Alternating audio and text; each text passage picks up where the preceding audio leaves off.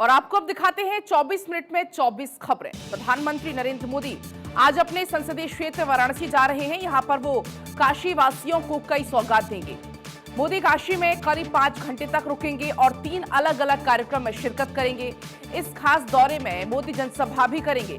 तो कैसा है प्रधानमंत्री मोदी का दौरा और पीएम के पिटारे में क्या क्या है, आप इस रिपोर्ट के जरिए देख सकते हैं। प्रधानमंत्री नरेंद्र मोदी एक बार फिर अपने संसदीय क्षेत्र वाराणसी के लिए कई सौगातें लेकर आ रहे हैं। 24 मार्च को पीएम मोदी करीब 5 घंटे के लिए काशी में होंगे। इस मौके पर वो 18 अरब के 29 डेवलपमेंट प्रोजेक्ट्स की सौगात देंगे।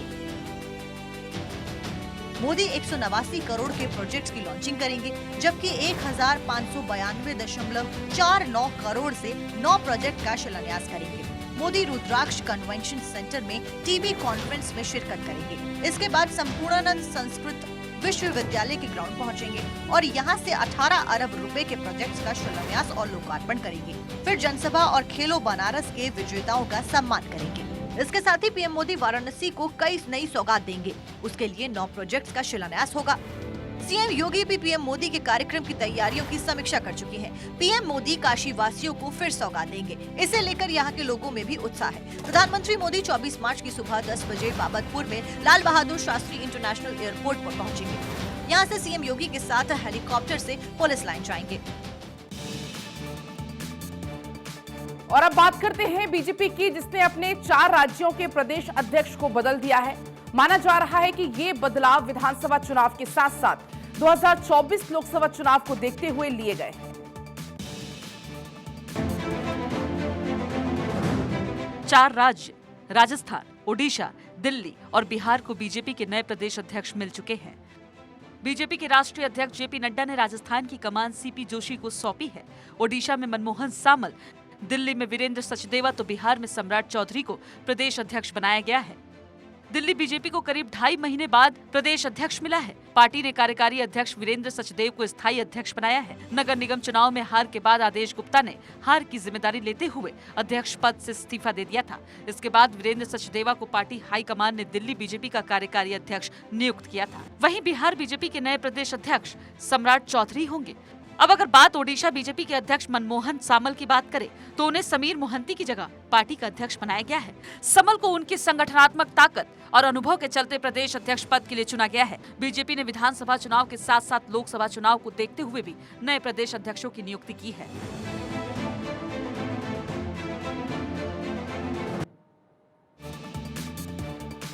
उत्तराखंड में पुष्कर सिंह धामी सरकार ने अपने दूसरे कार्यकाल का पहला साल पूरा कर लिया है। सीएम धामी ने दावा किया कि 2025 तक उत्तराखंड देश के अग्रणी राज्यों में शुमार होगा।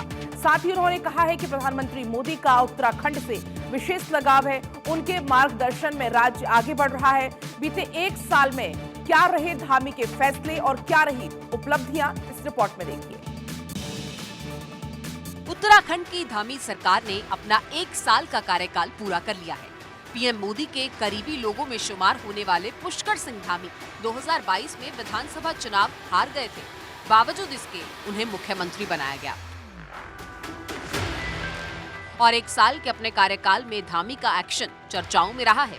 कई फैसलों ने पहाड़ की जनता के विश्वास को मजबूत किया। सीएम धामी खुद कहते हैं कि सरकार ने पर्यटन नीति में बेहतर काम किया, पारदर्शिता के साथ योजनाएं चल रही हैं, समान नागरिक संहिता पर काम किया है और केंद्र सरकार का पूरा सहयोग हमें लगातार मिल रहा है।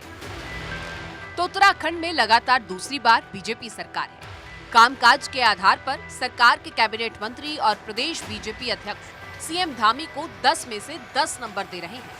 अगर उत्तराखंड की बात करें तो यहाँ के लोगों का कहना है कि मोदी के सहयोग से धामी बेहतर काम कर रहे हैं। धामी ने पहाड़ को लेकर लोगों की सोच बदली है। आज उत्तराखंड तेजी से विकास कर रहा है। सहभागिता के साथ विकास की इबारत लिखी जा रही है। और अब बात झारखंड की, जहां पर राजधानी में छात्रों का गुस्सा देखने को मिला। वजह है हेमंत सरकार की नई नियोजन नीति।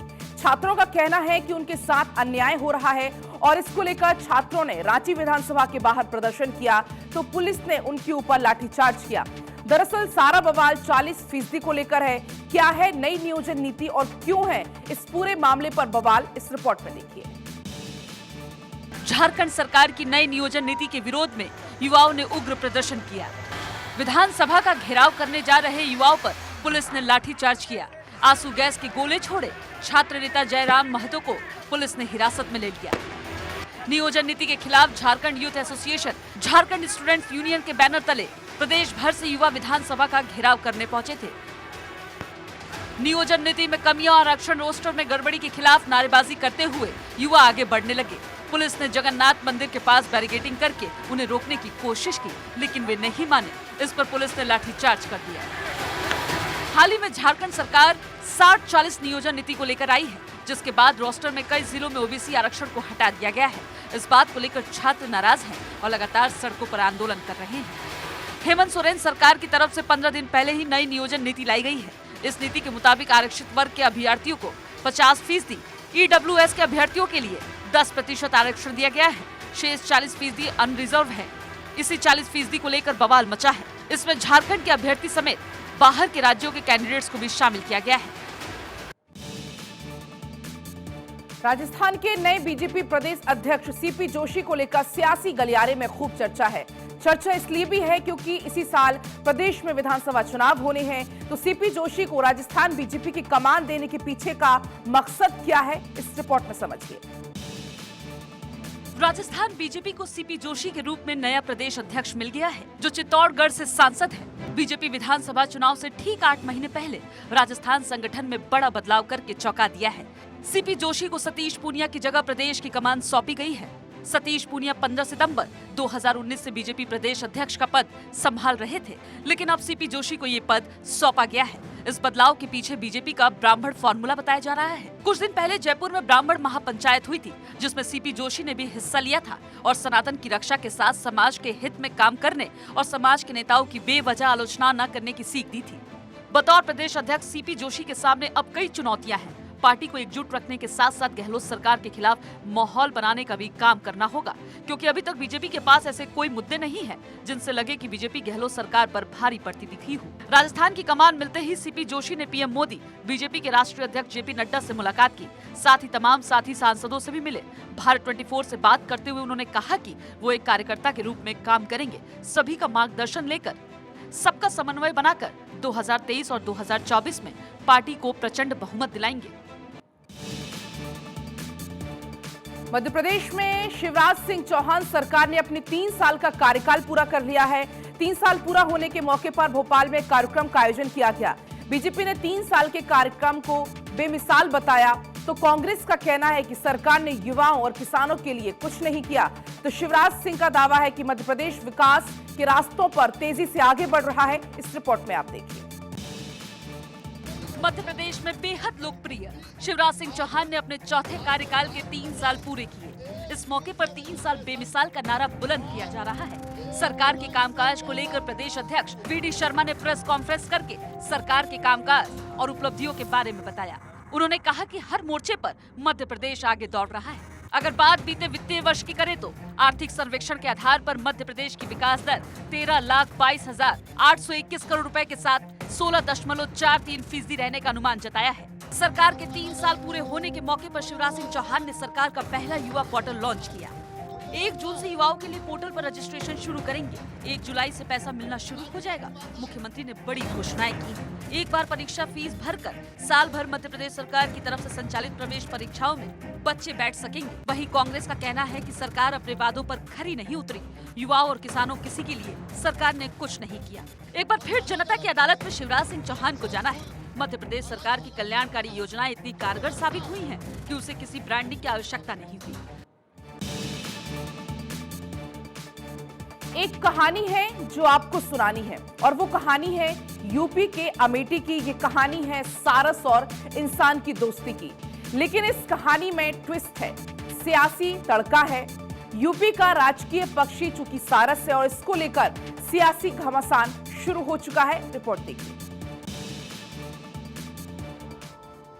ये तस्वीर जब आई तब हम सब ने देखी, लेकिन आज की तस्वीर जरा हटके है। अमेठी के रहने वाले मोहम्मद आरिफ के पास से सारस को वन विभाग की टीम रायबरेली लेकर आई। जहां समसपुर पक्षी विहार में इसे संरक्षित किया गया, लेकिन पिछले 3 दिनों से वो पक्षी वहां से गायब है, जिस पर यूपी के पूर्व मुख्यमंत्री अखिलेश यादव ने ट्वीट कर निशाना साधा।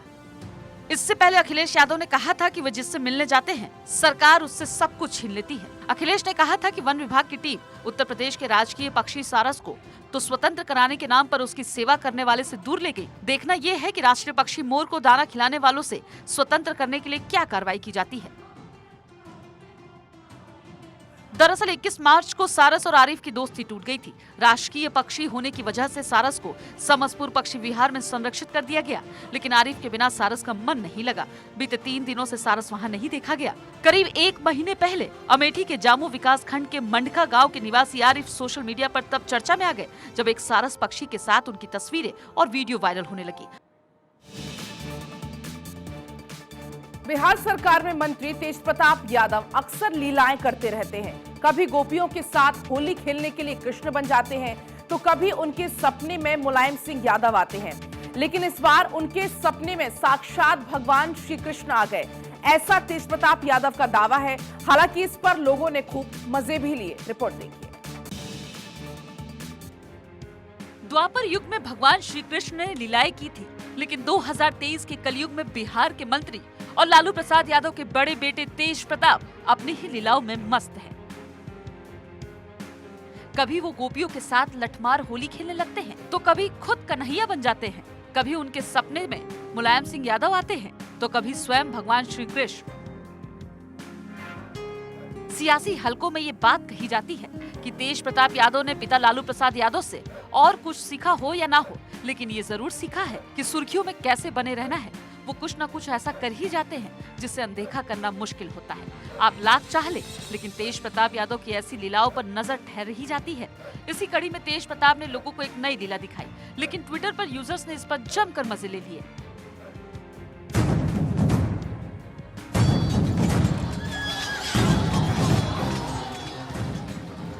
तेज प्रताप यादव ने 23 मार्च की रात 1:30 बजे एक ट्वीट किया। इस ट्वीट में तेज प्रताप यादव ने महाभारत का एक वीडियो शेयर किया। इसमें वो इसी वीडियो का सपना देखने की लीला कर रहे हैं। प्रधानमंत्री मोदी की सरनेम को लेकर राहुल की टिप्पणी के बाद सियासी हंगामा तेज है। कोर्ट ने राहुल गांधी को दोषी मानते हुए 2 साल की सजा सुनाई। हालांकि लगे हाथ राहुल ने जमानत भी ले ली।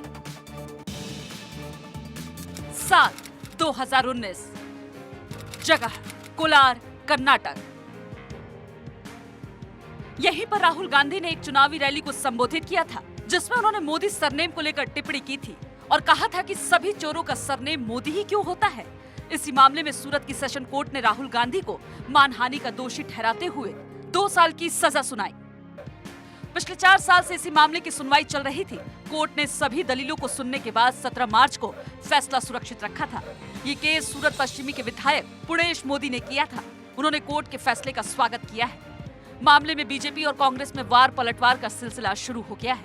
बीजेपी का कहना है कि राहुल गांधी अपमान नहीं बल्कि बदनाम करते हैं, तो राहुल गांधी ने ट्वीट कर कहा कि सत्य ही मेरा भगवान है। वहीं कांग्रेस का कहना है कि राहुल गांधी की आवाज को दबाने की कोशिश हो रही है। सूरत सेशन कोर्ट के फैसले के खिलाफ हायर कोर्ट में अपील करने के लिए राहुल गांधी के पास 30 दिन का समय है। हाई कोर्ट और सुप्रीम कोर्ट भी इस सजा को बरकरार रखती है, तो राहुल गांधी की संसद सदस्यता भी जा सकती है।